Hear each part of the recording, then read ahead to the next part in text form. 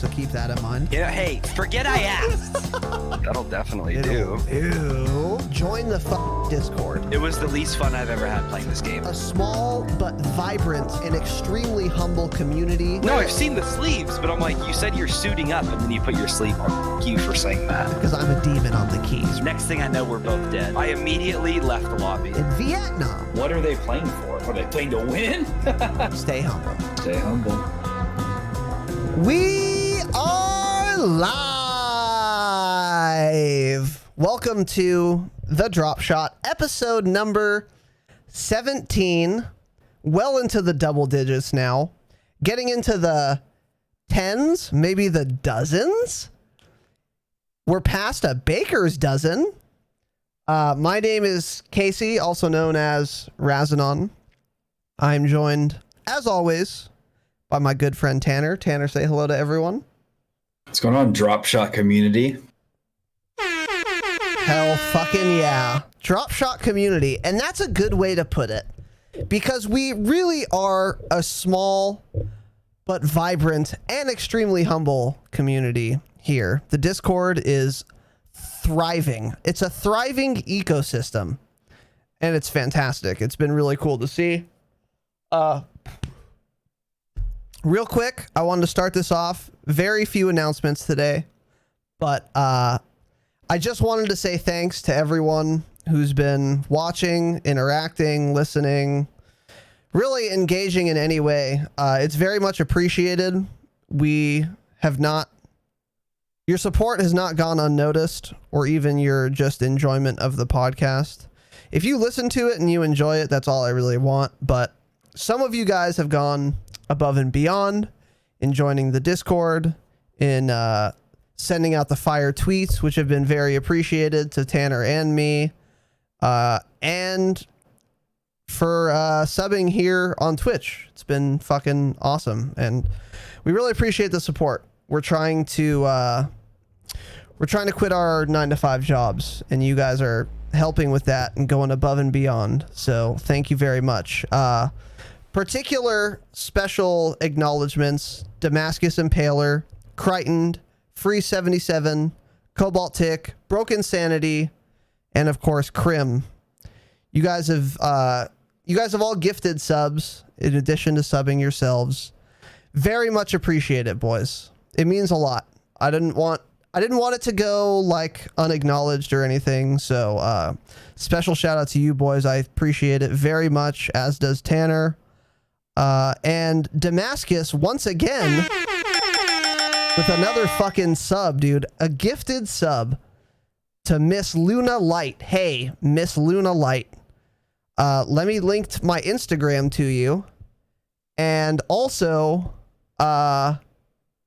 welcome to this small, humble community here at the Dropshot. Dear God. Just kidding. This is a wholesome stream. So, also, second announcement. Thank you very much, Damascus. I appreciate you, man. I think I have enough sub points to get to add another emote now, which is fantastic. So all you guys that are subbed, you'll get one more emote. So, so you can thank Damascus Impaler for his infinite, boundless generosity. I've also got a commercial in the works for this podcast. It's kind of like the intro song, except it's a video compilation. It's going to be a minute instead of 30 seconds. And I'm paying a lot more attention to it. So I've been working on that. It takes fucking hours because you have to go through all the like footage, whatever, and splice it up. But in addition to that, we got a new logo. So fucking check this out, boys. Hold on. Let me just pull it up here. All right. So look at this. I can't really keep the whole thing in the frame at the same time, but it's basically that. Pretty fucking dope. Looks a lot more professional. So I'll be using that in the new commercial, and then you can see this is going to be branded everywhere. Let me know how you guys like that, because if everyone hates it, then I'll get another one. So last announcement. Call-ins, the applications have slowed down. I think we've missed Rezi for a couple podcasts in a row, which is fine, not his fault. But if you guys do want to call into the podcast, join the Discord. There's a call-in application section. It's not that complicated. Application's a scary word. It's not meant to be. You just tell me who you are, what your fucking question is, and then you can call in and we'll have a discussion live. So that is it in the way of announcements. Anything else, young Tanner? No, I like the new logo a lot. I think it looks really good. Yeah, I'm a fan of it too. Big fucking fan. Hell yeah. Because the logo we have now is literally an in-game screenshot. So there's kind of nowhere to go but up from here. So that one looks fucking good. And I'm really happy with it for sure. Want to see the big 50? Yeah. In time, Damascus. In time, sir.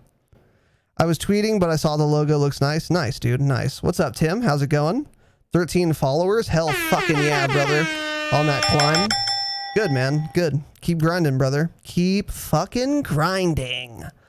So the topic of today's episode. This is a hot button issue. It's all the rage. There's been speculation surrounding this topic for quite a while. And I was actually wrong on this topic. And the topic is skill-based matchmaking in Warzone. Now, if you guys have been listening to this podcast, you will know that my theory, my hypothesis was that there is no skill-based matchmaking in Warzone, but they separate free-to-play players from owners of the multiplayer.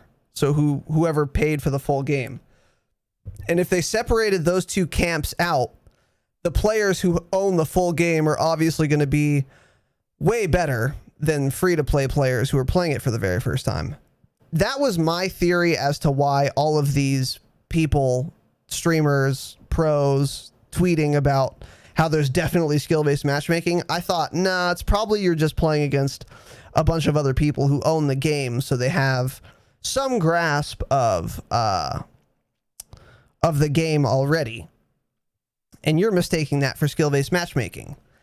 However, Exclusive Ace, who I talk about in almost every episode of this podcast, I can't recommend him highly enough. Fantastic content creator, YouTuber, streamer. I'm going to leave a link to the video I'm about to reference in the show notes, in the description, anywhere where there's text about this episode. I will have that link for this video as the first link. And this video was an exploration of the question, is there skill-based matchmaking in Warzone? And I strongly encourage you, if you care about this at all, to watch the whole video, because in his video, he also leaves links to all of his data. He's got histograms, spreadsheets, all kind of shit like that. So if you really wanted to get balls deep in there and brush up on your statistics, then you could do that. But I will summarize it for you. Give me just 1 second.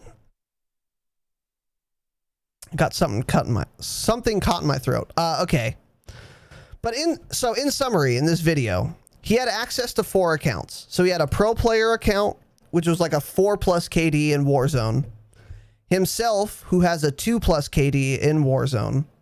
A friend of his who has like a 1 KD in Warzone.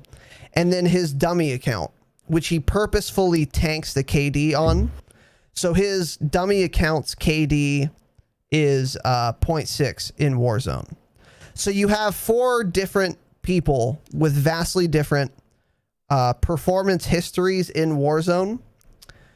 And what he did was played a solo Warzone map on each account.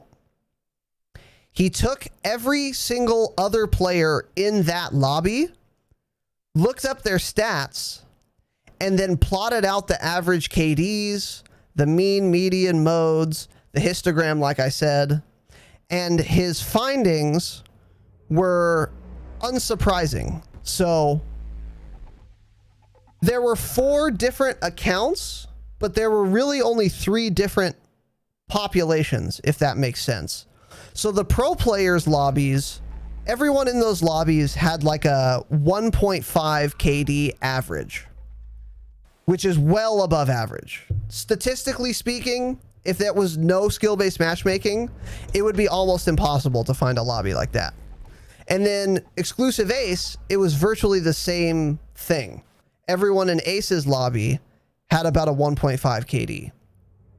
When he went to the average player, everyone in that guy's lobby was exactly like 1.0.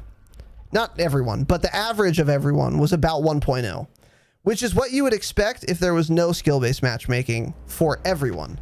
But in this case, it was only the case for the average player. And then his dummy account, which had the 0.6, the average KD in there was like 0.7.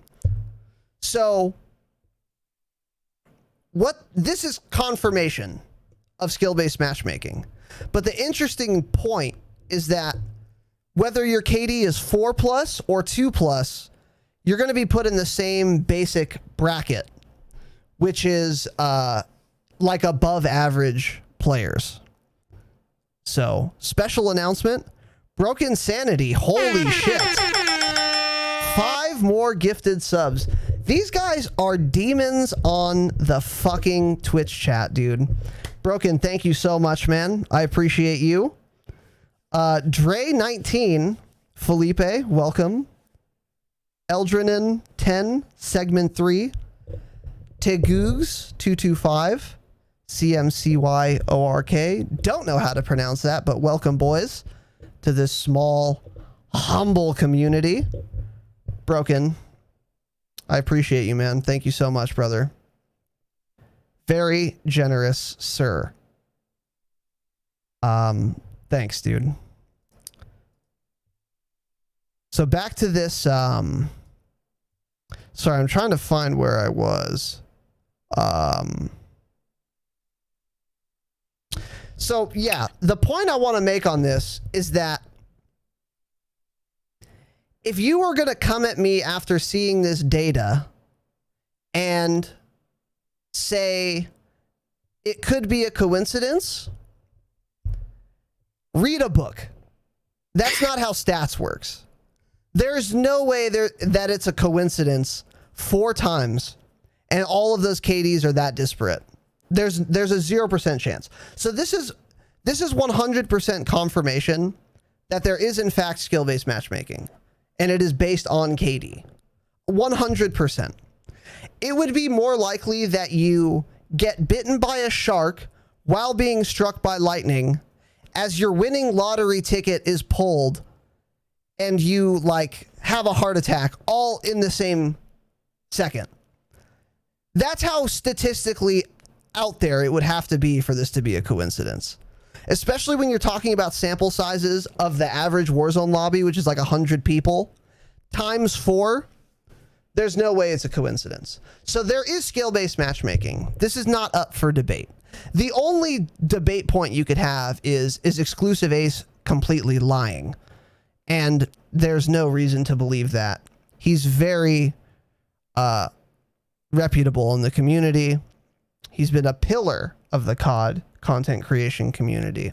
So I wouldn't say that either. And it's far less difficult for me to believe that there is skill-based matchmaking because we've already gotten confirmation that there's SBMM in other playlists. So had to see 50. Thank you, Broken. I appreciate you, dude. I'm happy to see it, brother. All right. So now there are a couple. So Tanner, you watched this video before me, right? Yeah, absolutely. What were your... First of all, was there a single thought in your head that this is a coincidence? No, never. He doesn't give it away when you start the video, or he doesn't give it away in the description. I didn't read the comments. I didn't let anything ruin itself for me. I just wanted to watch it, and I was like, maybe there's not skill-based matchmaking. Let's see what he says. And it's you can't deny it after watching this. You can't. Yeah. But what you were saying about the 4.0 KD and 2.0 KD players, I feel like that's how it is in multiplayer too. Because remember, we struggled when the game came out. We struggled. At this point now, in all of our lobbies, we're usually still almost always the top fraggers, you know? So I think how it is in Warzone is how it is in multiplayer. I think it's pretty much like probably like late or high 1.0s to 2.0 KDs up, and everyone gets thrown in that same match. Anyone with a 2.0 or up. Yeah, I think the reason for that is a mathematical one. There aren't enough players. There aren't enough players at a 4.0 KD or higher, like this pro player's account he used, for them to make a Warzone lobby that way. They can't do it. There's just not enough people. So there's plenty of dog shit players who are below a 1.0 KD, you know, like a 0.6. There's millions of those. So it's not hard to like be really granular when you get to that, when you get down in the dirt, as it were, with that. But that's why, that's why Ace and the pro players lobbies are virtually the same, because there's just so few people up there. So I'd have a heart attack too if I was being struck by lightning and bitten by a shark. Yeah, fair. Fair. Bloodless, what's up, dude? I'd call in, but I'm moving, so I got to pack. Where are you moving to? If you're moving to San Dimas, California, I can buy you a coffee. But hey, you have to be under 18 though. Are you underage by chance? Yeah, you have to be underage for that to happen. So that's a joke, by the way. That's an inside joke. It's a callback to a previous episode of the Dropshot, a Call of Duty podcast. No Epstein. So anyway, okay, interesting, Tanner. So now there are a bunch of problems with skill-based matchmaking. Obviously, you can conjure up problems off the cuff, but I made a list of problems that some of these are obvious problems that you probably already know. Some of them are less obvious problems. So let's get into, so now that we've, real quick, I must stress this. Now that we have concretized and that I've reiterated ad nauseum that this is not fake news, it is confirmation. There is skill-based matchmaking. So we're not debating that. We're done debating that. I was wrong about Warzone not having it. It does. So now that we've settled that part of the discussion, we can move on to the impact of skill-based matchmaking in Warzone. And number one point I've written here is that it makes it difficult to gauge improvement. It makes it difficult to tell if you're actually getting better or not. So for example, let's say I have a couple good games. Like, you know, I get top 10, I get first place, I get third place. I'm doing great. I'm a great player, right? Well, maybe not. Because what happens if I do that and then skill-based matchmaking kicks me up a bracket and then I get fucking destroyed? Just completely shit on. So it's like, when that happens to you, you have to think, hey, did I have an aneurysm? Am I on a high dose of LSD? Am I tired? Am I playing worse? Am I fucking crazy? Did I take my lithium today? Because I was destroying kids for the past 3, 5, 10 matches, and then all of a sudden everyone's a god. What's going on here? Well, sir, you wouldn't know unless you're like balls deep in Call of Duty news, like I am. If you're listening to the Dropshot, a Call of Duty podcast, you'll know what's going on, right? But not everyone does. So make sure you share the podcast with your friends so we can spread the good word. But if you don't know that, you have to think to yourself, what the fuck happened? I was playing so well, and now I'm doing terrible. And so all of the things that I was doing, they were working, but now they're not. I don't understand what's going on here. Like, So that's, I mean, that is 1 point of like 5 I have written down, which we're going to get into. But any thoughts so far, Tanner? I mean, I agree with you 100%. To kind of go back a little bit, I thought your original theory of skill-based matchmaking in Warzone was actually, it was pretty smart. You were the only person I ever saw bring that up about it was free to play.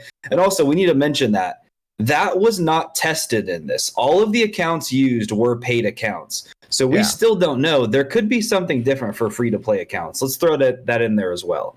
We don't know because he didn't do the testing. He's probably not going to. I'm sure this took him forever and it was not fun. That is a good point. That is a good point. But I feel like even if you're free to play and you're doing super well, they'll probably just add you to the pool of skill-based matchmaking.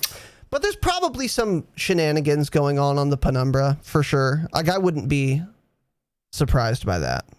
Yeah. But that is a good point.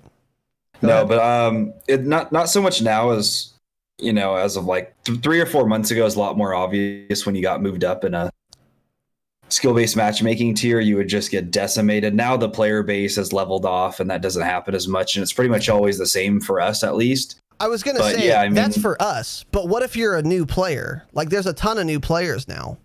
Yeah. So it's like, it's your first time playing. You're dog shit in a sea of dog shit. You start climbing up. You're almost the crab out of the bucket. You've been doing consistently well. I mean, let's say you're improving slowly as everyone does if they're a new player. And you're finally starting to win like all your matches or most of your matches. And you've been slowly getting to this level of performance. You've been slowly achieving these results consistently. And then all of a sudden, one day, you never do well. You never do well. But you're playing the same. And it's like, if you don't look into it, because you're not going to know that there's skill-based matchmaking from the options, from the store, from the license agreement you click accept on. You'll never know. You'll just be like, what the fuck is happening here? I don't understand. I was doing so well. I thought I was getting better, but I guess not, because all of a sudden there's these weird camos that look like I'm at a Alice in Wonderland fucking rave or something. Damascus. It was a shit joke. I swing and I miss. Chill out.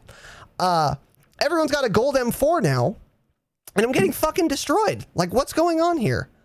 You know? So it makes it hard to gauge improvement. It makes it hard to improve. Geez, these analogies, yeah. Sometimes I whiff, Damascus. Give me a break. Thank you for that fucking gifted sub, by the way. And Solars44, congratulations, and welcome to this small, humble community. I appreciate you, Damascus, of course. As always, thank you, brother. I'm honored, I'm humbled, and I'm privileged. But, so what else was I saying about this? I think you finished the first note there. I think we're on to the second one there. Yeah. So yeah, this kind of disincentivizes improvement too, because like, I'm not saying this as a rhetorical device. I literally don't know. So I'm going to ask you, if I'm the player who's new, getting better, and then all of a sudden I get kicked up a bracket and I go from getting top 3 every game to getting 120th every game, what do you do? Like, literally, what do you do? You get destroyed and go back down a tier. You can't improve that fast in this game. And it was like the people that have 2.0 plus KDs have probably played for a long time. That's the other thing. So these people, you know, skill base isn't going to help them because they just need way more hours of playtime, which that suddenly happening on MW is not going to help them improve, really. Yeah. I think you're right, though. I think you just get kicked up a bracket for a second and then get immediately pushed down. But if that's the case, let's say you're that player. If that's the case, you're never going to get better than getting last place in mid bracket. Because you're going to go from playing against fucking terrible kids to getting put in the average KD lobby where you get destroyed and don't learn anything, and then you get kicked down to the bracket where everyone is terrible. And then you don't learn anything there because you've already learned how to aim your gun, which is all you need to do to dominate the lowest bracket. And then you get kicked back up to the average one again. Like, I don't see how you gradually improve when the jumps are so sharp. Yeah. I don't know, dude. It does not seem good to me, but let me go to my next point here. This is another good point. Let's say I'm a new player and I'm in the worst bracket because I'm dog shit, because I'm brand new. That's fine. Everyone's dog shit at first. But if I'm in this terrible lobby, this 0.6 lobby, and I'm gradually improving, let me put it this way. Me as I am right now, if I got on right now and I got in a Warzone match and it made an error and put me in the 0.6 KD lobby, I could do things that are outrageous, just outrageous. Peek 4 kids and fucking destroy them all in the middle of an open field with no cover. No problem. No problem. Peek someone with low health while they have full armor. No problem. There are things you can get away with when you're playing against shit players that you cannot get away with in an average no skill-based matchmaking lobby, and that you certainly can't get away with in a skill-based matchmaking top tier lobby. So if you are thrown into these shit lobbies, even if you start to do well in those lobbies, you're almost certainly picking up bad habits and doing things that can be successful because your opponents are so bad that you'll never get away with in a normal lobby. So then by the time you eventually improve and get kicked up to that second bracket, you have all these garbage habits of like taking gunfights when you shouldn't, fighting multiple opponents when you shouldn't, reloading at dumb times, not armoring up when you should have, armoring up too often and then getting pushed.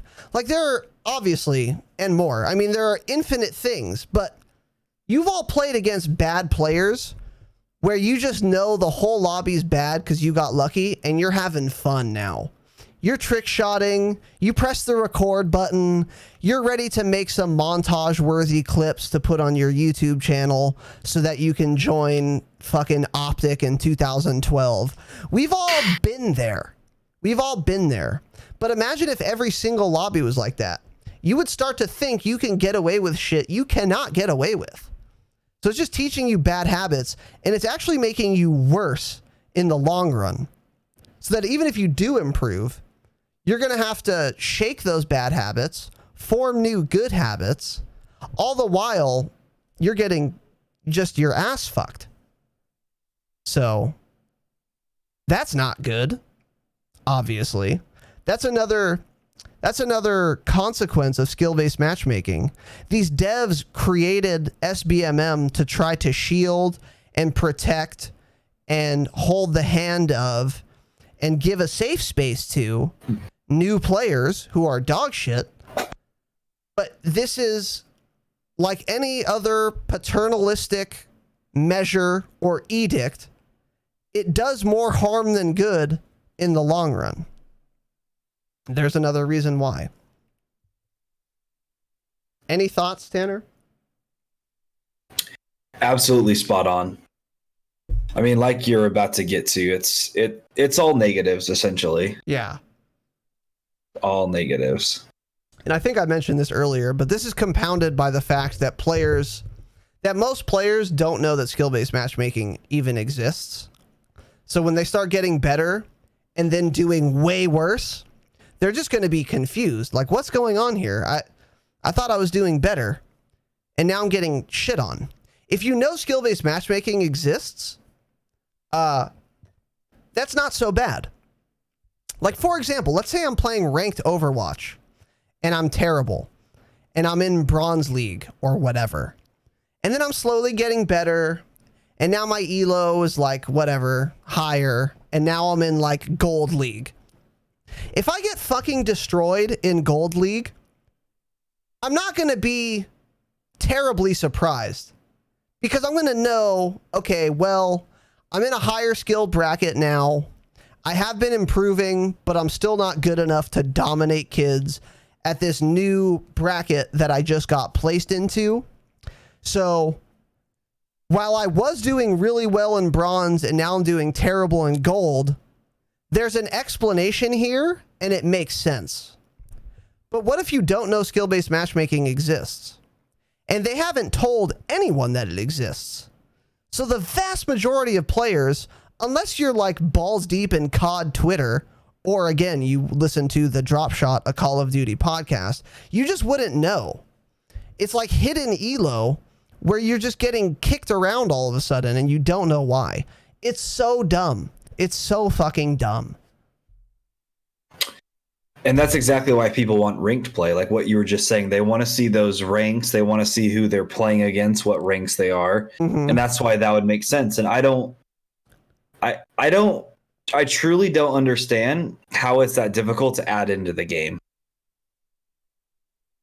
I think it's possible that Activision looked at the stats for the ranked play or league play or whatever the fuck it was called in BO4, saw how unpopular it was, and then decided we're going to force it on the player base by putting it in every playlist instead of relegating it to a particular playlist where we inform the players, you know?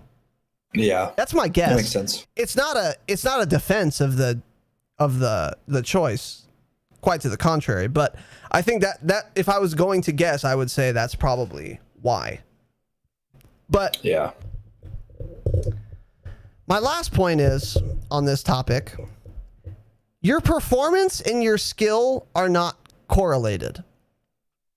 That is a disaster. Just a disaster.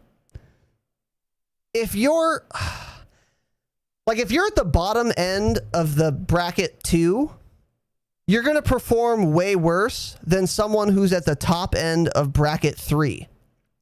Now, if you're at the bottom end of bracket 2, you're a better player than the guy who's at the top end of bracket 3.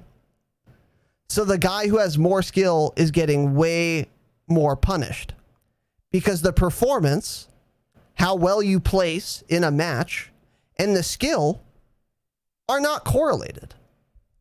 Imagine any other enterprise where that's the case.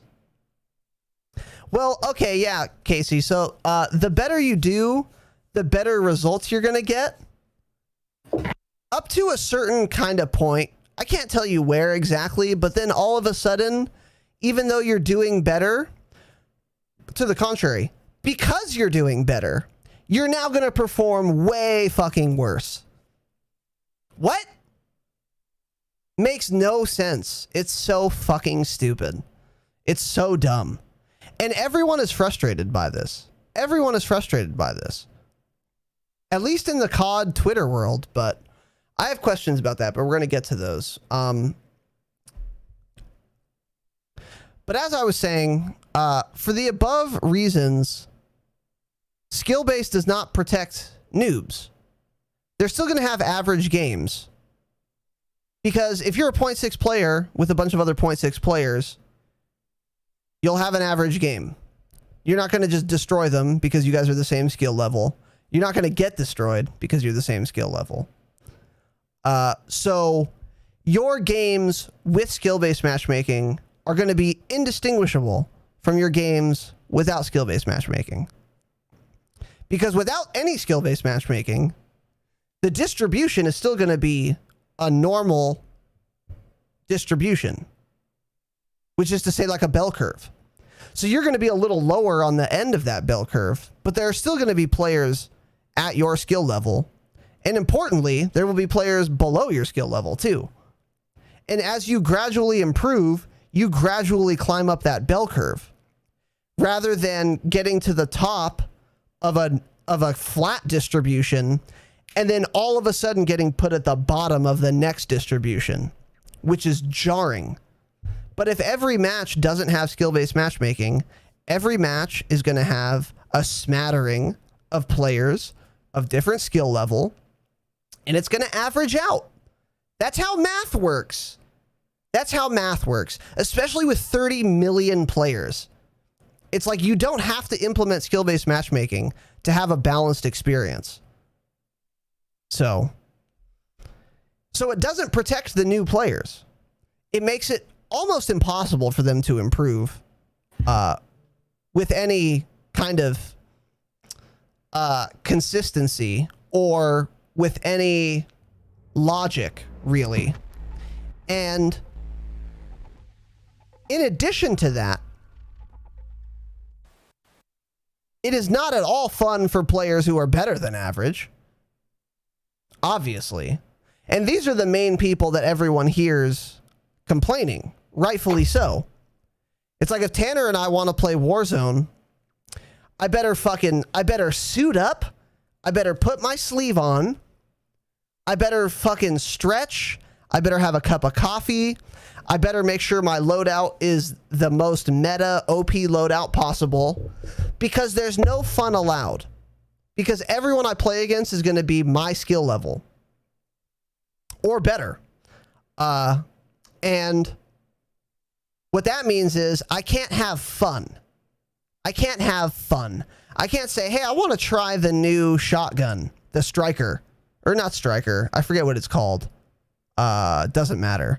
But I can't try the new whatever gun. I can't like mess around and say, oh, you know, I wonder if a Dragunov would be cool in Warzone. Nope. Wrong. Wrong. Your bracket's too good. Everyone's going to be using a gold or Damascus M4. No fun allowed. You're not allowed to use a Dragunov.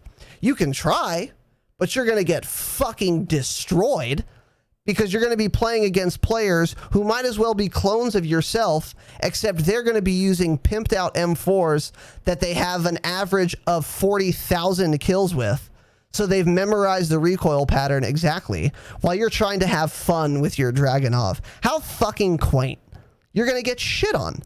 So it's not fun for higher skilled players, because every game is the CDL Grand Finals. It's a disaster. Damascus with another gifted sub, by the way. Beautiful. Welcome to this small, humble community, Damascus. Thank you so much, man. Your generosity is boundless. I appreciate you, dude. I hope you're enjoying the pod, by the way. 17 subs gifted in this channel. Fuck. What an actual insane. demon, dude. Thank you, man. I appreciate it, dude. I really do. Appreciate that support. New Shoddy is good, especially with slugs, even in Warzone. I feel like a slug round shotgun, if you land it, would be really good in Warzone, because that probably fucking destroys armor. So, here we go. Let's see.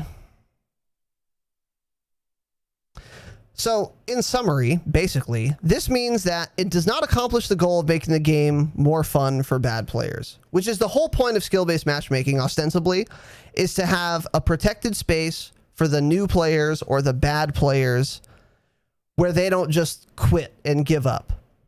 But when you do that, there's still competition. It's like if I'm a 0.6 KD player and I'm facing 100 other 0.6 KD players, I mean, I'm not protected. They're as good as me. So it's not like I'm going to just win all the time. There can only be one winner. So we're still going to have 99 losers. 99 losers. The only thing this is doing is handicapping their ability to develop. And in addition, so it doesn't make it more fun for bad players. So that's basically neutral. Because they would have, bad players would have as much fun with or without skill-based matchmaking. Because they would perform about the same, average. And then, in addition, it's far less fun for good players. So it's neutral and negative. And it makes it harder for worse players to improve for the reasons I went over. Negative. So that's 1 neutral point and 2 negative points for having skill-based matchmaking. And here's another point. Let's say you have, hey, we're all quarantined because of coronavirus, because of COVID-19. Let's say your stupid fucking girlfriend is like, you're always playing that game. Let me play it with you. I don't have shit to do anyway.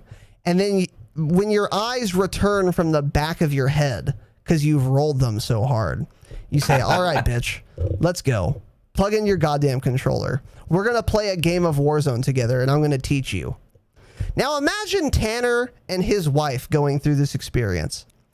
Tanner's got a 2.53 KD.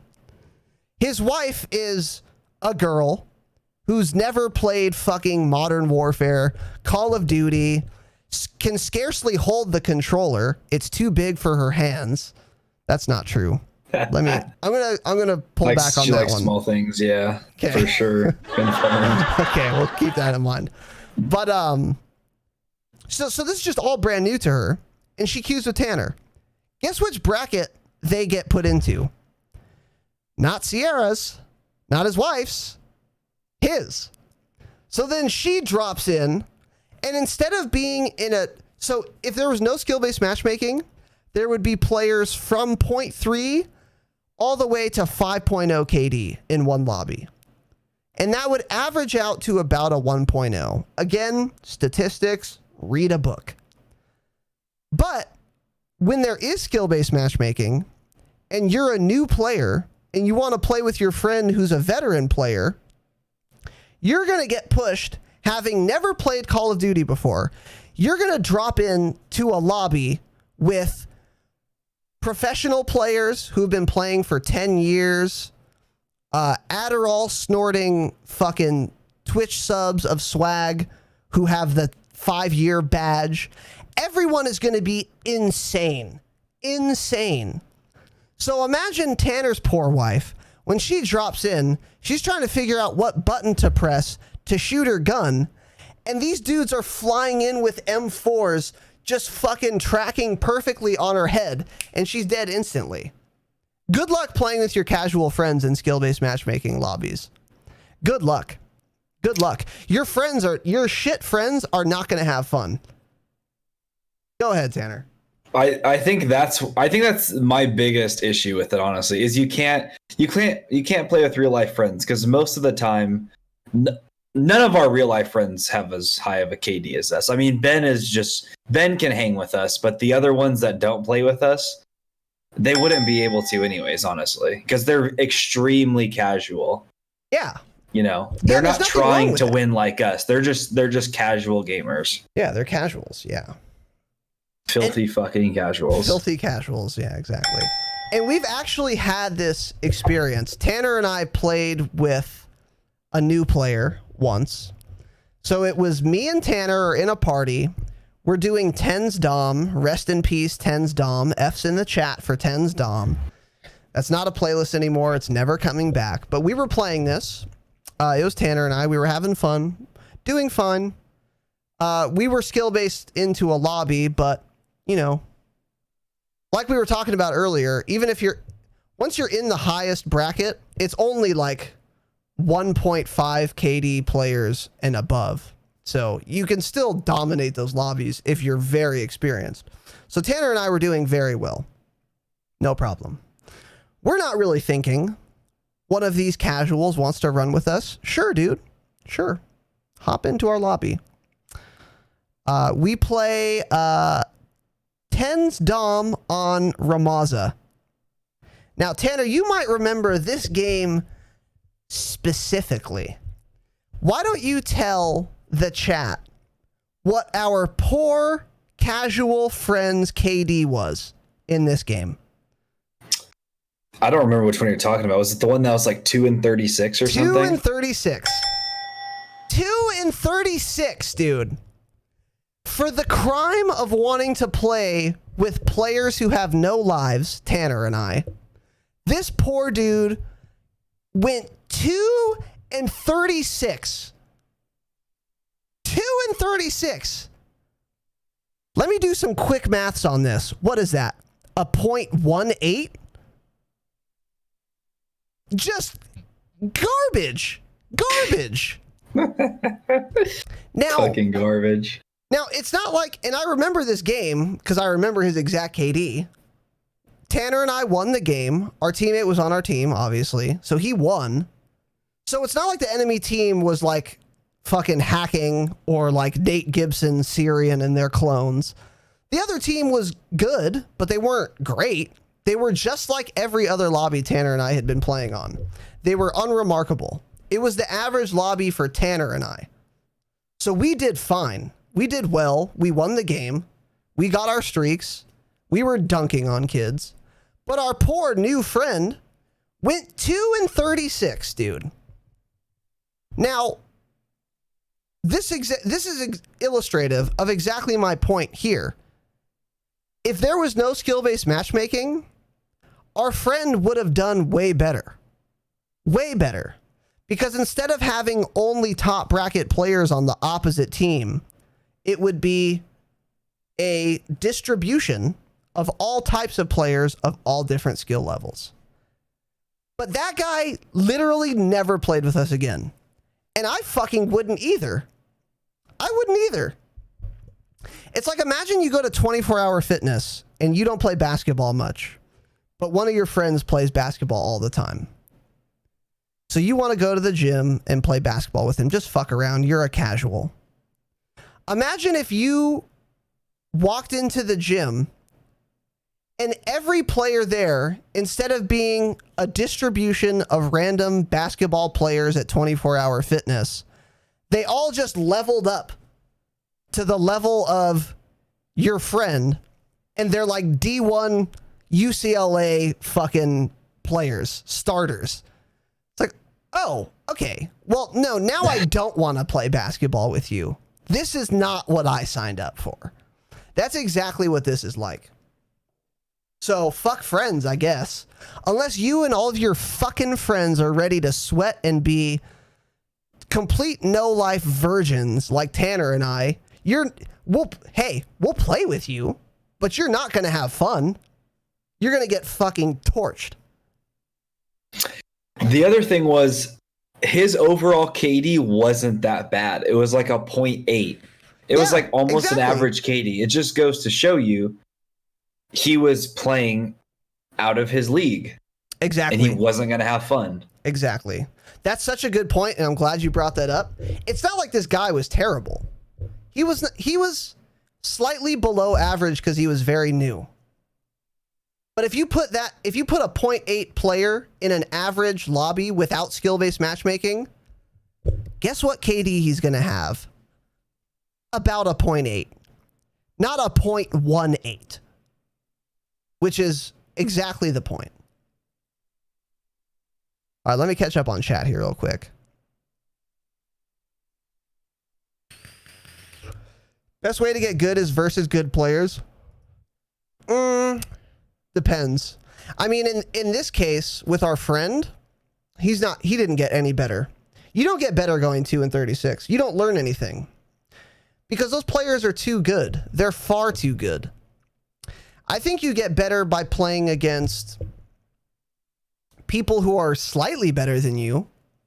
That's a good way to improve because you can recognize where the gap is and bridge it. But this guy's never played COD before. And some dude comes around, double bunny hops, drop shots, and then peppers him and he's just dead. And then the next time the guy slide cancels him, bunny hops again, drop shots him again, and he's like, I don't even know how to prone. I'm new. You can't bridge the gap when the gap is that far. But if you put a 0.8 player in an unadulterated lobby every time, sometimes he's going to get fucking clowned like he did that game by some of the players on the enemy team. But it is very unlikely that every player on the enemy team is going to be as good as they were in our lobby when he went 2-36. Yeah, you're not getting any better going 2-36. You're just getting mad and you're not improving whatsoever.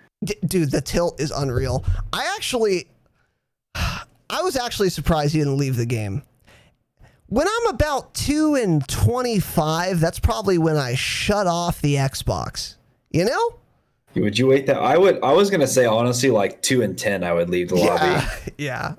Like at the most, I'd probably be gone at like 2 and 8, 2 and 6. I'd be furious. Yeah. Yeah, that's fucking crazy. I did that in Ground War the other day, dude. I dropped like 20 more kills than the next player on my team. And the next lobby, I started off in negative. I was like -5, and I was just like, nope. I just exited out of the game. Yeah. So I mean, to stay that long is, hey, good for him. He wanted to play with his friends. Yeah, exactly. But he can't. He literally can't. And it's like, it doesn't matter how long he plays with us. You basically can't get better when you're going 2 and 36. You're spending the whole time looking at a fucking respawn screen. Like, that's crazy. But I see your point, Damascus. You do get better by playing against players that are better than you. But when you get put into this like curated lobby of only good players, which is what skill-based matchmaking is, you're fucked. You have to play alone or with players of your same skill level, which is a disaster. It's a disaster. So, I'm going to wrangle my massive white cock out of my shorts and then piss into my toilet with it. Tanner, do you see any upsides to skill-based matchmaking? Okay, yeah. So let's talk about this for a bit. Upsides. There is maybe one upside that I don't think we touched on at all, and that being the average casual player who does not care about improving. So I'll use as an example my brother-in-law. He's in his 30s, extremely casual. You know, he's married. He has a kid to take care of. He works probably 60 hours a week. He's a busy guy. He's not playing to shit on kids and drop nukes. You know, I don't know how good he is. He probably has trouble getting a 10 kill streak. But I'm sure he does not care about improving, yet he really likes this game and he has fun playing it. And the only reason I can see is because of skill-based matchmaking. If he ever played with us, he would hate it. He wouldn't have fun. He wouldn't want to play the game again. But he doesn't care about improving. He's doing decent, you know. He's getting a 1.0 KD playing against players as casual and as bad as him. And he's okay with that. And that's why Activision does it, essentially, is because they want to keep those bad players. The players that have high KDs, they know they're coming back anyways. Those are players usually that have played Call of Duty for years, like us, and we have higher KDs. But they're going to come back no matter what. You know, they come back, they complain about MW, they say, let's go, COD 2020 is the year. Black Ops 5 comes out, they complain about that. They keep playing it, and they're still good at it. It's just they're trying to keep the casual players there so they don't rage off getting nuked the fuck on by me. That's the absolute only positive I can somewhat see. And again, it's casuals that don't care about improving. They want to hop on and they want to play 2 hours a week and have some fun. That's the only upside. You son of a bitch. That's a good point. That is a good point. Because when I was writing these notes, I was trying to conceive of what possible, I was thinking there must be some kind of upside that I'm not seeing, because they wouldn't push it this hard against all of this pushback if there wasn't. And I think you've kind of hit the nail on the head, because I'm conceiving of an average player or a casual player or a new player who wants to get better, but almost by definition, most casual players don't give a fuck about getting better. They just want to play the game. So I think that's an interesting point. What I would say to someone at Activision who makes that point, though, is that in the case of your brother-in-law, if you do away with skill-based matchmaking, if he's a 1.0 KD player, his experience in the game is really not going to be different. It's not going to be that much different. It's going to go, so there is skill-based matchmaking. UQ, you have a 1.0 KD. Everyone in your lobby is going to have between a 0.9 and a 1.1, for example, with skill-based matchmaking. Without skill-based matchmaking, instead, everyone in your lobby is going to have from a 0.3 to a 5.0 KD. Right? So, I'm not sure how much different your experience is as the 1.0 KD player. Because you're going to be exposed to players who are way better than you, as you pointed out. But you're also going to be exposed to players who are way worse than you, which you won't be exposed to in the case of skill-based matchmaking. So you're still going to do about average. So is your experience really that much different if you do away with skill-based matchmaking? You see what I'm saying? Yeah, I guess that does make sense, yeah. But maybe they know something I don't know, because that's not a hard point to make, and I can't imagine the statisticians at Activision hadn't thought of that. I think it might be a case of all you really need is one 5.0 KD player to fucking ruin the entire enemy team's day.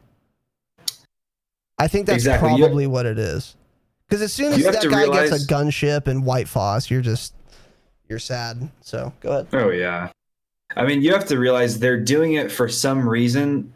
They know it makes them more money somehow. That's their bottom line. That's the reason they're doing it. It somehow benefits them. And that'd be about the only.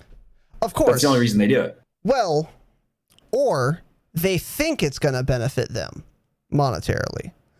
I'm not sure if it does, and I'm not sure if they think it does.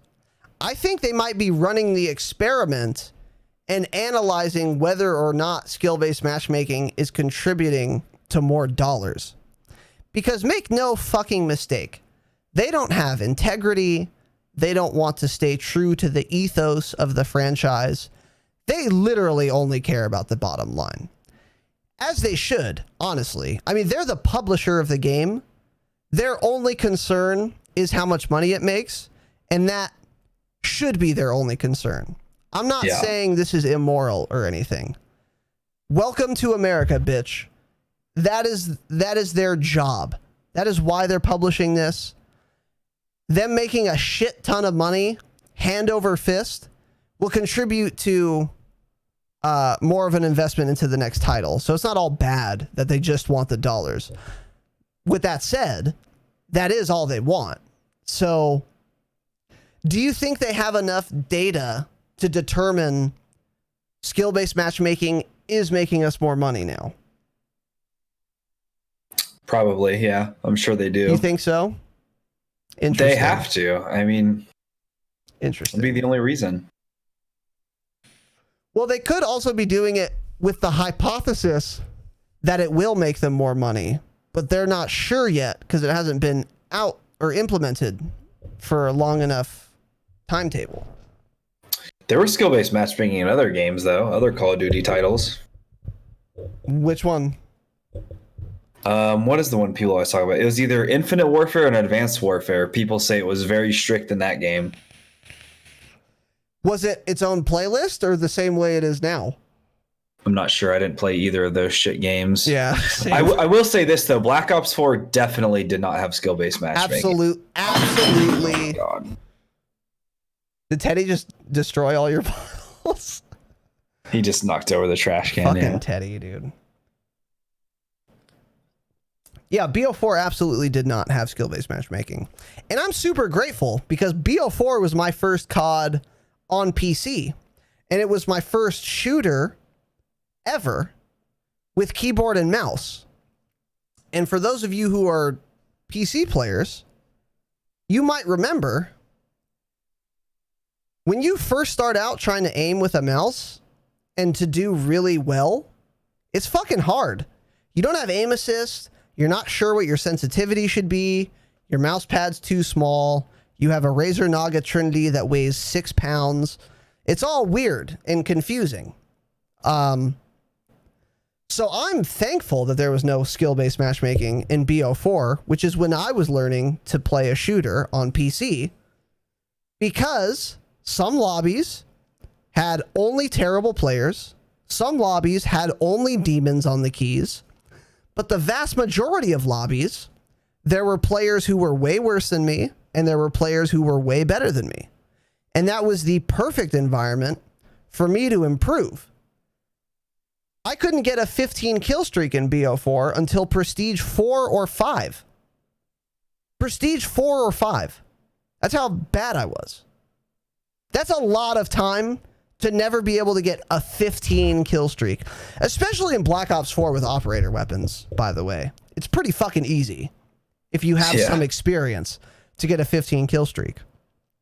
Fast forward to the very end of Black Ops 4, I had gotten like 6 nukes without having really tried for any of them except for 2, because I wanted the card, I reset, I wanted the card again. The other 4 times, I didn't try for the nuke, it just came to me. Because I had improved, because I was in an environment that fostered that improvement, which is absent in skill-based matchmaking. So it might even be the case that they get to keep fucking casuals around longer because of skill-based matchmaking, as is the point you were making, Tanner. But if they never improve or get better, then they're going to, I would argue, they're going to get bored of the franchise more quickly, and they're not going to earn lifetime fans like we are, because this new generation of fans in this skill-based matchmaking are never going to get better. They're never going to know what it feels like to get a nuke, so they're never going to chase that dragon when the next Call of Duty comes out. If your highest kill streak is 9 and then a new title drops, are you that excited? I can tell you what, bitch, you're not as excited as I am. Like, oh, fuck, dude, a V2 rocket?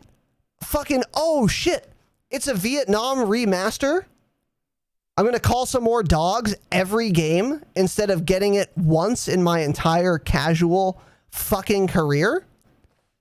So, engendering those hardcore fans, I would argue, is probably pretty important in the long term for the franchise's success, because it gets you more of those hardcore fans and that hardcore player base that I just don't think a skill-based matchmaking environment is conducive to. So okay, that makes sense. Yeah, I don't know. So that leads us to a couple questions. One of which is this tweet. CLG Marksman on Twitter. This was on March 10th. So, almost a month ago. Direct from Pat Kelly, development lead at Infinity Ward. There is not skill-based matchmaking in any of the large player count modes of Modern Warfare. End quote. Therefore, no SBMM in Warzone.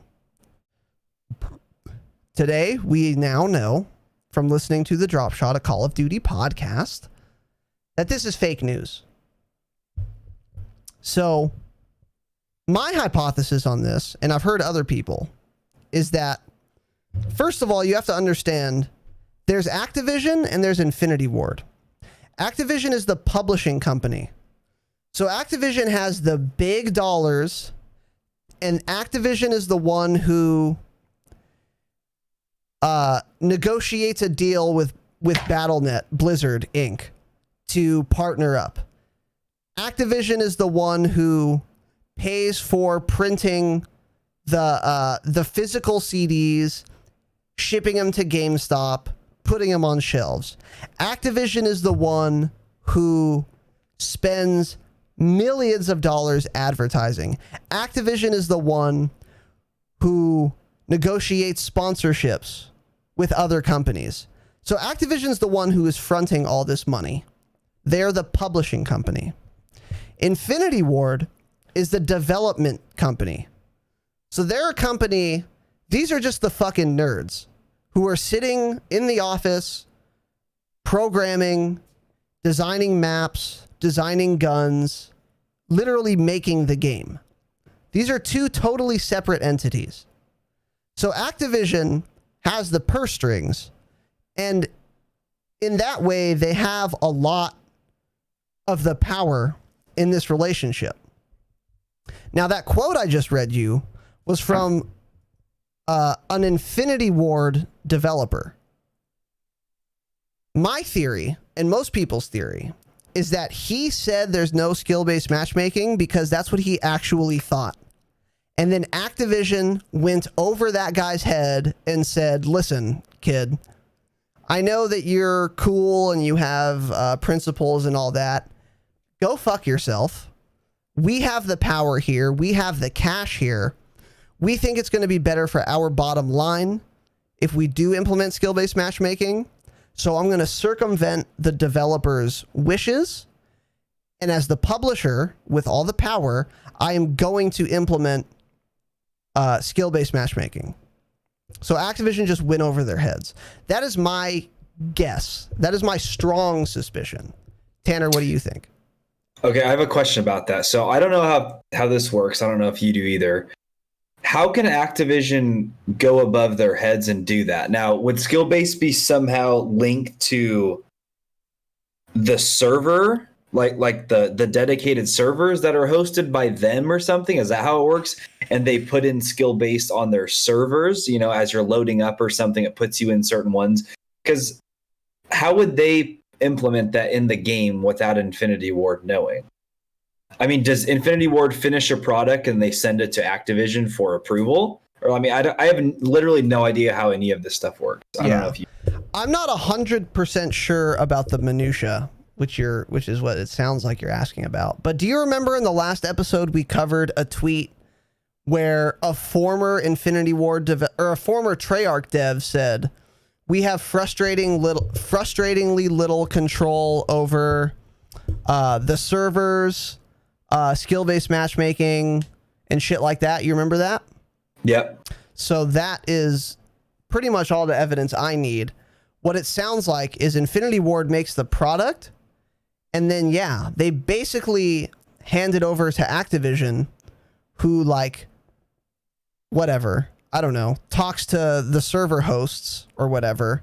And Activision, it's not like Activision is literally just a bunch of fucking dudes on Madison Avenue.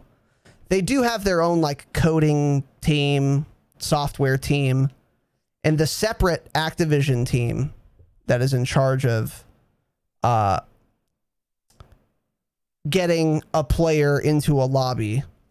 They wrote some algorithm that implemented skill-based matchmaking. That's my guess. It makes sense. But Activision is in control of that, yeah. Yeah, because that's kind of, I mean, because which lobby I'm placed in is almost totally separate from designing of the game, you know? You don't have to have any expertise in designing the game. As long as you have access to the game, you have, like, rights to send people where you want within the game, you can just implement skill-based matchmaking, you know? So. Yeah, exactly. So do you think the dev was lying and do you think he wouldn't get caught lying? Or do you think he was, like, unaware? I think he was unaware and maybe just gave, I mean, who knows? He could have just given wrong information. Like, you know, his boss maybe knew or something that worked for Infinity Ward, but he could have given wrong information and then have found out afterwards. Because no, publicly, Infinity Ward, to my knowledge, has never stated anything about skill-based matchmaking. Now, this is something somebody quoted, but they've never once tweeted anything out themselves. Said anything themselves. So also, even if immediately after that, his boss was like, dude, that's not true, they're not going to release a statement saying that what Pat Kelly said is untrue. Yeah, exactly. That's a great point. Yeah. Yeah. So I agree. I think that's in all likelihood what happened, because you do raise a good point. This tweet is not from Pat Kelly. It's from another dude who talked to Pat Kelly. Now, I don't think Marksman, CLG Marksman, whoever the fuck this is lying about what he heard from Pat Kelly. But it is different than Pat Kelly coming on his own Twitter and saying that. So, I mean, he did say it at like, there was a bunch of, it wasn't just that guy that heard it. It was like at a, you know, it was before a bunch of the YouTubers and pros, I think, played Warzone. They had kind of a Q&A, or it was after. So I know Swag said something about it too, that the dev said there was nothing. So, I mean, he said it publicly to those people. yeah. But it was not on any official Infinity Award Exactly, channel. yeah. And that's, I think, the important distinction for sure. So, let's catch up on chat here for a little bit. Give me 1 fucking second. Let's see. Back to the Damascus grind. All right, Broken, take it easy. I think you might be out of here. Sorry, dude. Yeah, he's gone. I was just balls deep in a point there. MP7 Damascus, okay.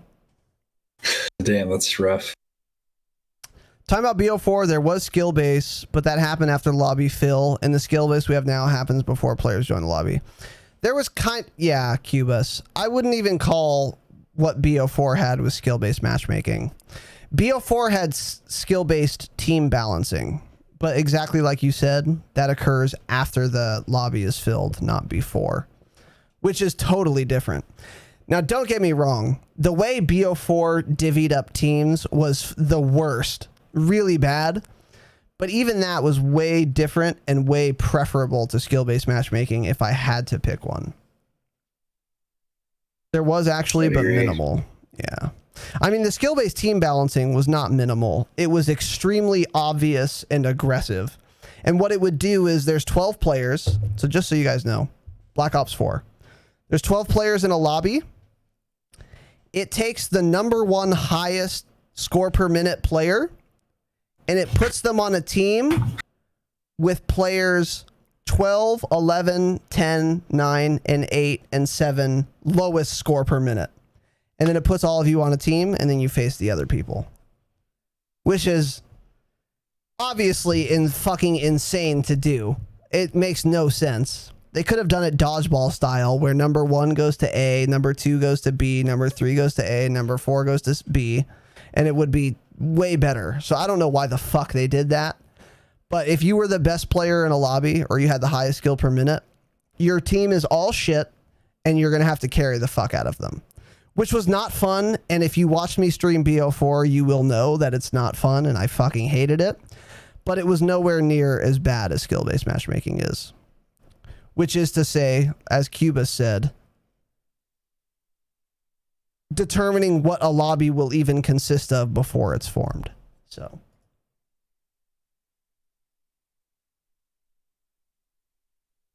I think we're going to hold off on topic 2 tonight, Tanner. Okay. So, but let's finish this one up here.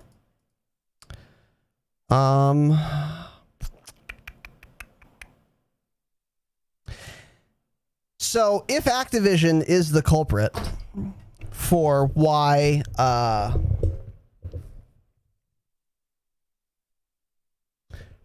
there is skill-based matchmaking, which I think for all intents and purposes we can be virtually sure of, and they're willing to go over the dev team's heads, Infinity Ward, Treyarch, or whatever, it seems pretty clear to me COD 2020 is also going to have skill-based matchmaking because it's also going to be published by Activision. And even CODs beyond that are going to have skill-based matchmaking. What do you think? I think it will. I mean, I don't see them just suddenly removing it altogether. I can see them maybe toning it down a bit, but it'll definitely be in COD 2020. You can quote me on that. I almost guarantee it'll be there. I have a question. What does toning down skill-based matchmaking even mean? I hear this phrase thrown around all the time, and I don't understand what that means. Well, I don't really know how to explain it. I mean, maybe instead of less tiers, or I guess you could say even more tiers of ranks being thrown together, that just balances it out more? I don't really know. I just always hear that also, and that would make sense. I mean, there has to be different levels of it. It's not like it's either in the game or not. You know, they can alter something to change how strict it is. I don't know what they could do. I don't know what they could do. Let's say there's 3 different levels of lobbies for skill-based matchmaking, like below 1.0, 1.0, above 1.0. How do you make that more or less strict? Like, Yeah, you just let people in that shouldn't be there, or like, you know, I get very upset when people say tone down skill-based matchmaking as if that's something that makes any sense. Because if you really think about it, what does that mean? What do you do? Okay, so you let worse people into your lobby, so now their skill-based matchmaking experience is even worse because they're against even better players. Well, okay, it got toned down for you, got toned up for that kid. You know? Do you think having lobbies like Black Ops 4 did would change anything with skill-based matchmaking? Maybe if it kept more players together and then just added more players in as people left. I feel like that would kind of balance it out a little bit more, even if there was still some sort of skill-based matchmaking. I don't know. I'm not sure I even understand what you mean. Because in this game, you know, you end a lobby, you get thrown in a completely new lobby. Because it's basically after, you know, they're what they say is the last 5 matches bases, you know, that's based on a KD, and then that's what you go forward with. What I'm saying, if there's server like in Black Ops where there's already 8 people in there or something because 4 left. And then those 4 more people fill, I don't know, you know, maybe that would kind of change something. If they kept the people that filled as like random, like immune to the algorithm or whatever. But let's say those 4 players are 1.0 KDs and they backfill into the skill-based matchmaking lobby of you and I, then they're going to go 2 and 36 like our friend did, you know? Yeah, absolutely. Yeah. So, however, you raise a good point. I just thought of this. You know how everyone has been bitching about no map voting and the lobbies always disbanding after a game? And everyone is like, why did you do this? No one wanted this. Everyone liked map voting. Yeah. That's why. Because there's skill-based matchmaking. Yeah. You can't keep lobbies together with skill-based matchmaking. You can't let people trickle in with skill-based matchmaking. You have to disband the lobby and reform it every time because skill-based matchmaking operates on the last 5 games performance. Yeah. That's fucking why, dude. That's why they did it. God, that makes so much sense, dude. That's the only explanation. Because why else would they do it? No, it's not hard to do. They've been doing it since 2002. And everyone liked it. And it's easier because whoever's in the lobby, just chill. Stay. It's fine. We'll just queue up another map. It's not a big deal. And they'll let you vote on it. But instead, they go through the labor of completely disbanding the whole fucking lobby and then reforming it. The only reason they would do that is skill-based matchmaking. What a revelation. I bet you that's why. I fucking bet you that's why. Yeah, that's 100% why. You're right. Laloy, welcome. I have a better idea, Tanner. How about remove the fucking skill-based matchmaking and just make it random? That's fine too. Yeah. It works out for me all of an even higher KD probably. Yeah, So great. Yeah. I mean, hey, listen, that's why good players want it fucking gone. I want to be able to use a fucking, I don't know, a P90 or a SCAR. I mean, you got a nuke with the P90, so yeah, don't use that one. Okay, that's a good point. A SCAR, how about that? SCAR's pretty good. Okay, a Dragunov, how about that? I want to be able to have fun and do decently using a Dragunov. Dragunov is fucking dog shit, yeah. Which is impossible in skill-based matchmaking lobbies. So, yeah, I know, Torchic. I was trying to find an uncontroversial example of a poor gun. But I feel like Nicolas Cage in the Da Vinci Code. Like, I just cracked it. I just figured it out. That's why they do that. That must be why they do that. Fascinating. Yeah, for sure. So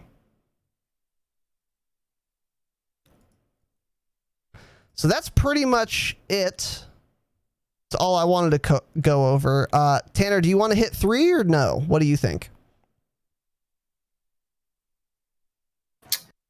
Yeah, it'll only take a few minutes. Let's just hit it real quick. Okay. So originally we were going to go into the question of hackers in Warzone, but this has taken longer than I anticipated. So we're going to skip that section for now. We will get into it in another episode, but we still got a little more for you. Off the topic of skill-based matchmaking. So in summation, by the way, skill-based matchmaking is worse than you thought because there are reasons that are not incredibly obvious why it's bad, which we've gone over. And even worse than that, I don't think it's going away because it wasn't Infinity Ward's decision. So we wouldn't have to put up with it once every 3 years, which is Infinity Ward's development timetable for each COD. But we're going to have to put up with it every single year because Activision produces or publishes every single Call of Duty title. And they're the ones behind skill-based matchmaking in all likelihood. So not only is it worse than you thought, it's also here to fucking stay. So that's just going to be for me. So with that said, Valorant.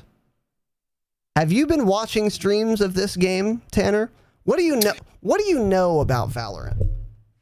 I don't know a whole lot. I haven't watched streams. I have seen clips of it. All I know is it looks like CSGO graphics, but actually even worse. Plays about that speed, but it has some dumb bullshit magical fucking garbage to it where it's not just guns. I hate games like that, like sci-fi type bullshit. They're so dumb. Don't care about it. I'm never going to play it. I'm never going to install it. What do you think about it? Have you seen like anyone actually stream it? Or like videos of actual gameplay? Yeah. You have? Uh-huh. I haven't. I saw a trailer for the game, I want to say 2 months ago. And it wasn't even like gameplay exactly because you couldn't see the heads up display, but you could see kind of the gameplay. And I saw the little CSGO reticle looked very similar to CSGO. And then this dude has like some fucking black hole that he shoots out of his palm like it's Dragon Ball Z. And that's when I noped the fuck out of the browser tab. Nope. I'm not excited for Valorant. I hate when people, fucking dumb dev teams, take a first-person shooter and then mix in MMO and MOBA elements as if it's not going to be fucking disastrous. This is exactly like Black Ops 4. This is a perfect analogy to Black Ops 4. Black Ops 4 did a lot of things right, and it was a really good game. It did quite a few things wrong. And if you go to my YouTube channel, you can see my year in review series on the Black Ops 4. It's almost 2 hours total. I go over the good, the bad, and the ugly. But one of the things that was really fucking bad was the operators, because they were not at all related to first-person shooters. And when I'm playing Call of Duty, the first-person shooter game, the most popular, well-known, recognized first-person shooter game of all time, I don't want someone to all of a sudden fucking radiate me through a wall. Hey, dude, what the fuck is that? I don't want someone to get some war machine where they start cross-map blowing me up when they didn't have to earn the war machine. The war machine wasn't a kill streak. It wasn't earned by getting a a number of score. There's no, you just get it. Just a welfare war machine. And that pissed me off. Because it didn't matter how good your aim was in Black Ops 4, you're going to have to put up with these MMO mechanics every single game from every single player on the enemy team. Because Overwatch was probably popular when Black Ops 4 was being developed, and the dumb shits at that development team thought they would cash in on that hype, and it ruined the game. And Valorant looks to be the same thing to me. It's like, you can be Shroud, and then, now I don't know anything about Valorant, obviously, but let's say you're Shroud, pro level aim, very good first person shooter player. It's the last fucking 10 seconds, you turn a corner, and then you get fucking Hadoukened. Even though your aim's way better than that dude's, doesn't matter because he had his MMO ability ready and you're dead. So dumb. I don't know why people think that shit is fun. So, my prediction is that it's going to kill Warzone, Call of Duty Warzone, because Call of Duty Warzone is already on a steep decline because of this news of skill-based matchmaking, and probably more importantly because of all the hackers. And then all the streamers who are now streaming Warzone are going to all switch to Valorant because it's going to be all the hype. And then Warzone's going to be dead. Valorant is not going to last. It's going to be, what is the expression? A candle in the wind. It's going to burn for a second, be super popular for 6 to 12 weeks, and then no one's ever going to fucking talk about that again. And then we're going to move on to the next fad. Those are my predictions. Tanner, what are your predictions? First of all, I want to touch on the Black Ops 4 operators, how overpowered those were. Let's just say I played Black Ops 4 for months when what was the one we were talking about? When War Machine came out? No. Scythe. When Scythe came out, yeah. I had 0 kill chains. When Scythe was released, I got 3 kill chains within the first week. So let's just say that. Yeah. And a kill chain was dumb as shit. Yeah, Scythe. Perfect example. You don't have to aim. It's so overpowered, and you don't have to earn the Scythe. The Scythe isn't a kill streak. It's not like you have to kill 15 people without dying to get this super overpowered thing. Pick Reaper and you get Scythe. Every time. And if you're against it, you're fucked. Doesn't matter how much better you are than that dog shit Reaper player. He's going to fuck your ass with that Scythe. And a kill chain, for those of you who don't know, you know how you can get a double kill, which is like you kill 2 enemies within 3 or 4 seconds of each other? A kill chain is 7 or more, which is hard to do, especially in Black Ops 4, because there's only 6 people on the enemy team max, number 1. So that's kind of hard. You have to kill the entire enemy team and then continue killing them as they respawn within 3 to 4 seconds of each other. So that's kind of hard, right? But also, fuck, what was I going to say? I don't know. But that was my only, I think there was something else I was going to say, but I don't remember. But, yeah, kill chain was very fucking, oh yeah. Also, Black Ops 4 had 150 health. It has the highest health total of any Call of Duty ever, including Modern Warfare. So the time to kill was incredibly slow. So you had to land a lot of shots to kill one person. Times 7. Very difficult. That's why it was very, very hard to get a kill chain, and you had to get really lucky with respawn placement and shit to get one. Which is why Tanner hadn't had one until the extremely overpowered MMO ability called Scythe came out, and then he got 3 in 1 week. Perfect example. So on to the question of will this kill Warzone? I guess somewhat it will. It's not going to kill it. Warzone's going to be popular enough to find lobbies and fill lobbies easily till COD 2020. But in terms of Twitch viewership, it's going to absolutely be destroyed by Valorant, yes. And I actually do think Valorant will stay popular. There's already a bunch of CSGO pros have essentially already said they're going pro in Valorant, and they're already stopping playing CSGO. There's already, professional organizations that are picking up Valorant pro teams. It's gonna stay popular no matter how we think it is.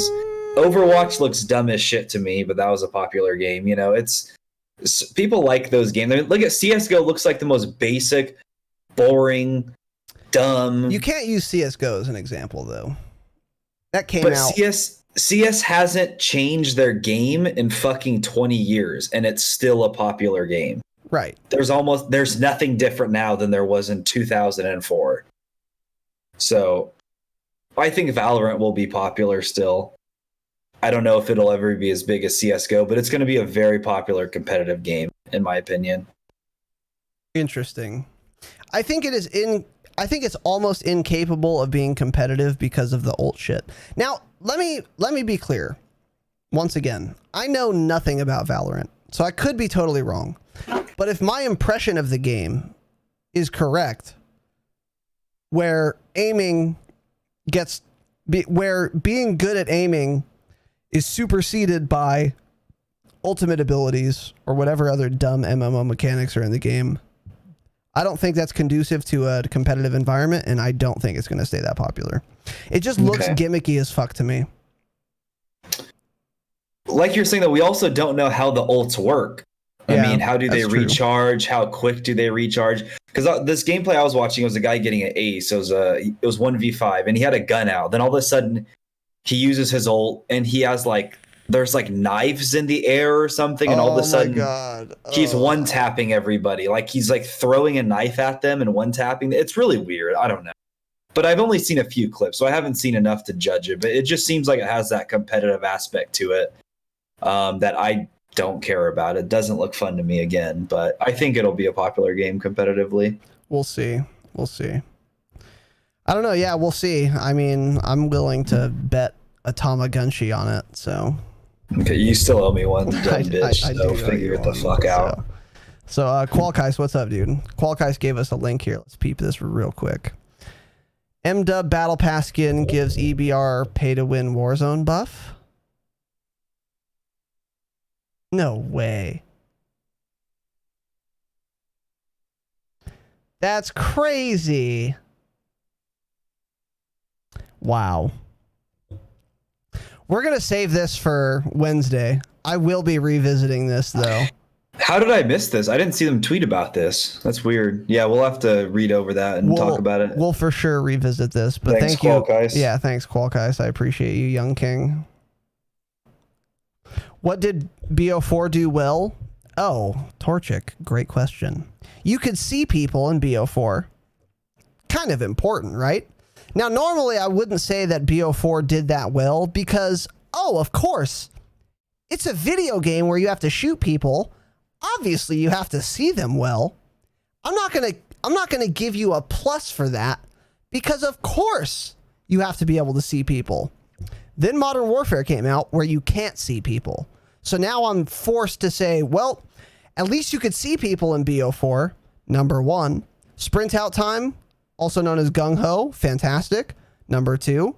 A functioning minimap. Again, didn't think I had to count this on the plus side of things until Modern Warfare came out. So another plus, BO4 had a functioning minimap. 3-lane map design. The maps in BO4 were not great, unless they were re-release maps, and they were great, with the exception of Icebreaker, which was a great original map. But even its average or below average maps were at least 3 lanes. And the worst BO4 map is better than 75% of the Modern Warfare maps. For sure. At least maps on launch. Maps on launch, it's 90%. Oh yeah, maps on launch, I think it's 100%. What's the worst BO4 map? Hacienda Twilight? No. Jungle Flooded? We could count the bullshit variation ones, and then we could skew the numbers. Yeah. Because Jungle Flooded and Hacienda Twilight were fucking terrible. That's fair. I'm gonna be honest. Jungle Flooded was the worst Call of Duty map ever made. I don't know why they added that variant. That's worse than any MW map. But anyways, Wrong. we could have a whole topic podcast discussion on this. We could, but I will before we end this. I would rather play Jungle Flooded than Grazna Raid. That's crazy. I like Grazna, dude. Or Piccadilly, or Azir Cave, easily. Okay. That's crazy, but okay. But if we compared, okay, let's do it this way. If we compared BO4 maps at launch to MW maps at launch, the worst BO4 map is better than every Modern Warfare map. I mean, what's the worst BO4 map? Let's pull it up. We're going to pull up the worst BO4 map.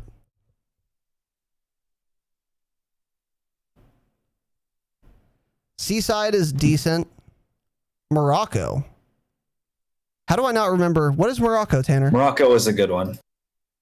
That's the little, I don't know, dude. It's got the little market in the middle. Dude, I played so much BO4. How am I drawing a blank on this? I'm drawing a blank on Summit. Which one is Summit? Summit's a good map. It's a re-release, but... Oh, this is Morocco, yeah. Okay, yeah, Morocco's not bad. Gridlock was the worst one. Morocco's better than every Modern Warfare map at launch. So, well, let me just put it that way. Contraband, all right. Summit was a good map. Payload, pretty good map. Slums is a fucking banger. Frequency, good map. Firing range, banger. Gridlock's probably the worst map in BO4. I would say. Militia was good. Arsenal and Icebreaker. Yeah. Dude, I would literally take any of these maps over every MW launch map.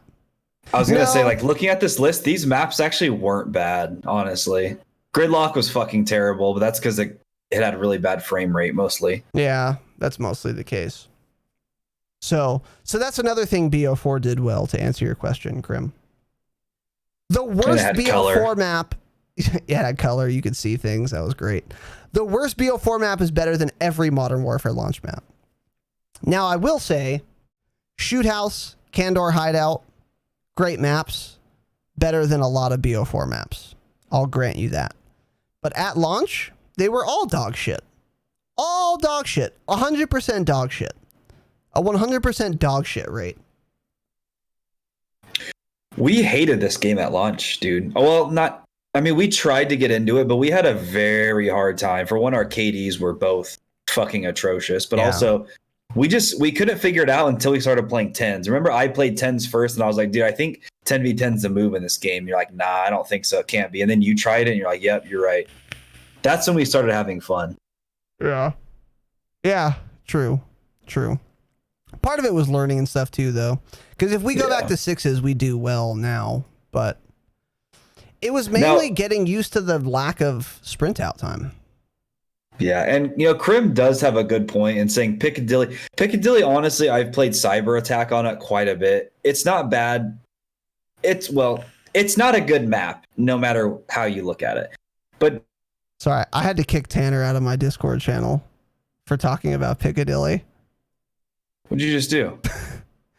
You were saying Piccadilly's a good map. I couldn't listen. Go ahead. Sorry. What a piece of dog shit. Piccadilly on Cyber Attack isn't as horrible as Piccadilly Dom. That's what I mean. So Krim is right in that aspect. All maps are like that. Grazna is better on certain things than that's how they all are. Yeah. But regardless, Piccadilly's still a dog shit map. I think Grazna Raid's the worst map ever. That's weird. I don't think it's that bad. You just always do so bad on it. It's so weird. Dude, because you can't move, Tanner. You can't move. I can move fine, dude. Dude, it makes me so mad. It makes me I can so move mad. Fine. Just move, forehead. Imagine a map that has 5 lanes, is 3 stories tall, and is as big as 20 football fields. Welcome to Grazna Raid. Oh, also, there are more rooms than the fucking Hyatt Everywhere can be camped. Everywhere you can shoot out of. Once again, let me reiterate, 3 stories. You can't move, dude. I can do fantastically on Grazna. Here's what I'm going to do. I'm going to get in blue. I'm going to fucking plant one claymore. I'm going to plant another one. I'm going to mount up with my Damascus M4 with a silencer, and I'm never going to move all fucking game. Great. My KD is just boosted, skyrocketed. Who had fun here? Not me, because I'm a camping piece of shit, because that's the only way you do well on Grazna Raid. Because once again, I can't stress this enough, you cannot move on that map. It's impossible. You have to do more than look 360 degrees around, because you can look 360 degrees around. Okay, I looked 360 degrees around on floor 1. Now let me do it again for floor 2, because they could be upstairs. Oh, there's a 3rd story, dude. Fuck yeah. Let me check more places before I cross the street. Fuck you for saying Grazna Raid isn't garbage. Worst map in any COD, in this game, in BO4, World War II, BO1, 2, 3, 4, Infinite Warfare, Ghosts, Halo 1, 2, 3, Halo Reach, fucking any game. It's awful. Fuck you. God, you pissed me off. Yes, I'm mad. Pissed? I hate Grazna. It's so bad. Okay. Everyone in chat likes it, so fuck you. Okay, well, you should all unsubscribe if you like Grazna Raid. How about that, you camping fuck? If you like Grazna Raid, you're a camping piece of garbage. That's the only way you do well. You can't move. You can't move. I can move fine. You're W key idiot. And shift is usually how I move. Shift and W key, double tap it. Fuck you. I'm so mad. I hate that map. God, it's so bad. Anyways, okay. So to answer your question, Torchic, another thing BO4 did well was in general implement a 3-lane map design. So let me catch up on chat here. Grazna is a great map. So is Piccadilly. K. Oh, my band finger's just itching right now. I think bad maps in BO4 are DLC maps. 1000% Cubus. All the DLC maps. The Battle Pass is such a bait in BO4. Fucking Masquerade. And I went over that in my BO4 review series. Oh yeah, those were terrible maps. They were all so bad. Yeah. I mean, look, I'm not going to defend the BO4 DLC maps because they were almost all shit. Masquerade in particular really pissed me off because it could have been a good map, but they made it just way too long. So the only open area is the field, though. Yeah, that's my point, Torchic. That's my point. Try running it down mid on Grazna Raid. You can get shot from so many buildings. If it was open, it would be way less of a problem.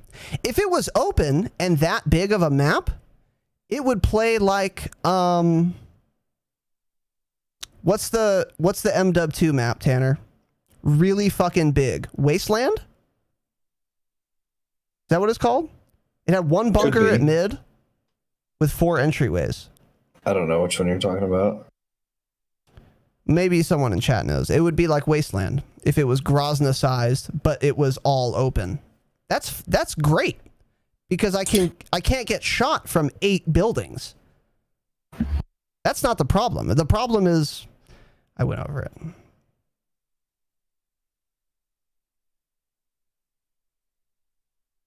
All right. Anything else, young Tanner? No, I don't think so, Chief. Ark, welcome. Who is this? Revenge God. Revenged. What's up, dude? You must have changed your name because I don't recognize you at all. But not much, man. How's it going?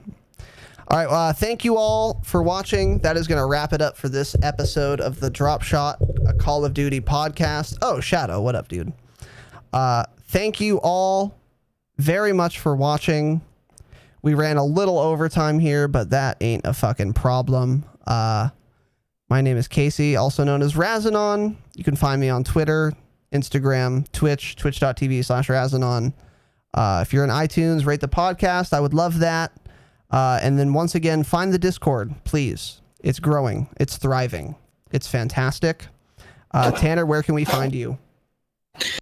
Twitter at TANNERRRR54. So you can find Tanner there or on my Discord. So you can join the Discord to find both of us, find a squad, read the FAQ, talk about the podcast, talk about anything you fucking want, really. It's a helpful resource for you. And once again, you can also find Tanner on Twitter at TANNERRRR54. And once you follow him, make sure your first tweet is to tell him to change his fucking handle. Someone's actually done that, by the way. Did you see that, Tanner? Yeah, somebody did a couple days ago. I laughed so hard. I laughed while I was doing this move right here, the Tiger Woods fist pump. I was like, yes, dude, someone finally did it.